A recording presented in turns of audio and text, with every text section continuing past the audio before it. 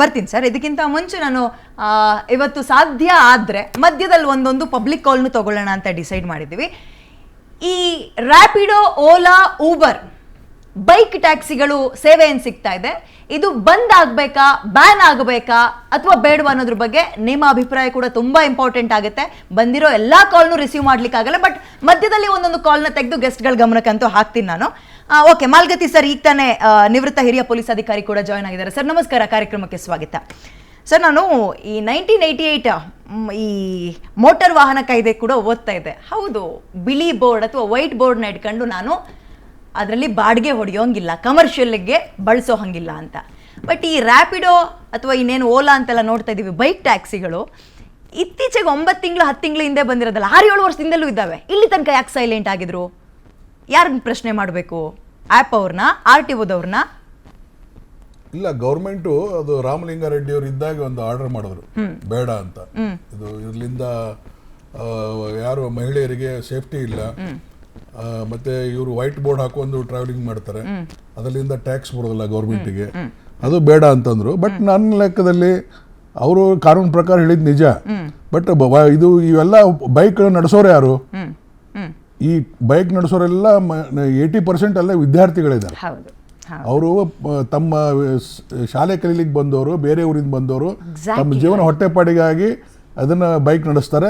ಉಳಿದು ಹೊಟ್ಟೆ ಟೈಮ್ ಯಾವ ಟೈಮ್ ಸಿಗುತ್ತೆ ಅವಾಗ ತಮ್ಮ ಕಾಲೇಜ್ ಅಲ್ಲಿಗೆ ಹೋಗ್ತಾರೆ. ಮತ್ತು ಇದು ಒಂದು ಆಯಿತು ಅವ್ರಿಗೆ.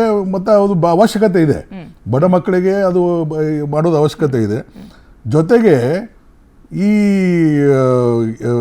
ಬೈಕ್ನವ್ರು ಏನಿದ್ದಾರೆ ಅಂಥ ಕೆಟ್ಟವ್ರೇನಲ್ಲ, ಎಲ್ಲರೂ ಏನೋ ಒಂದೆರಡು ಇನ್ಸಿಡೆಂಟ್ ಆಗಿರಬೇಕು, ಅದು ಆಗಿದೆ. ಈಗ ಇಂಥ ಜಾಮ್ ಟ್ರಾಫಿಕ್ನಲ್ಲಿ ಬೇಗ ಹೋಗಿ ಮುಟ್ಬೇಕನ್ನೋರು ಕೆಲವೊಬ್ರು ಇರ್ತಾರೆ. ಅವಾಗ ಇದು ಬೈಕ್ ಒಂಥರ ಅನಿವಾರ್ಯ ಅನ್ನಿಸ್ತದೆ. ಹೀಗಾಗಿ ಬೈಕ್ನವರು ಎಲ್ಲರೂ ಆದಷ್ಟು ಫಾಸ್ಟ್ ಆಗಿ ಎಲ್ಲಿ ಸಂಧಿ ಸಿಗ್ತದೆ ಅಲ್ಲಿ ನುಗ್ಗಿ ಬಿಡ್ತಾರೆ. ಇವನ್ ಫುಟ್ಪಾತ್ನಲ್ಲಿ ಸದಾ ಹೋಗ್ತಾರೆ. ಈ ಥರ ಮಾಡ್ಕೊಂಡು ಹೋಗ್ತಾ ಇರುವಾಗ ಒಮ್ಮೊಮ್ಮೆ ಎಮರ್ಜೆನ್ಸಿ ಇದ್ದಾಗ ಅದು ಒಮ್ಮೆ ಅನಿವಾರ್ಯ ಅನ್ನಿಸ್ತದೆ. ಏನೇ ಇರ್ಲಿಕ್ಕೆ ಕಾನೂನನ್ನು ಪಾಲನೆ ಮಾಡಬೇಕು. ದಟ್ ಈಸ್ ಯಾರೇ ಆಗಲಿ, ಅದು ವಿದ್ಯಾರ್ಥಿಗಳಾಗಲಿ ಯಾರೇ ಆಗಲಿ, ಸರ್ಕಾರನ ಅವ್ರಿಗೆ ಸವಲತ್ತು ಮಾಡಿ ಕೊಡಬೇಕು.